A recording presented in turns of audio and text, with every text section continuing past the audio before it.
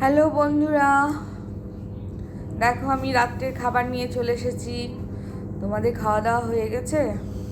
এখন রাত 9:30 বাজছে, ঠান্ডাও পড়েছে, একটু তাড়াতাড়ি খেয়ে নেওয়া ভালো, তাহলে খাবারটাও তাড়াতাড়ি হজম হয়। দেরিতে খেলে, দেরিতে শুলে শরীরটা খারাপ হয়। তো যাই হোক, আমি তোমাদের মামুর কথা বলেছি, তো মামুকে ডেকে নিয়েছি খাবারের জন্য। তো মামু এখন খেতে বসবে। তো দেখো আমি রাত্রে ডিনারের জন্য কি নিয়েছি।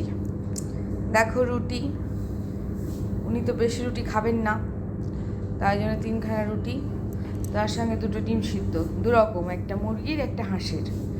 আর এখানে রয়েছে আলু লাল ভাজা, আর পাশে রয়েছে মুগের ডাল, আর তার পাশে রয়েছে আমার বাবার বাড়ির ক্ষীর, খুব সুন্দর সুস্বাদু ক্ষীর, একবার মুখে দিলে বারবার খেতে ইচ্ছে করবে।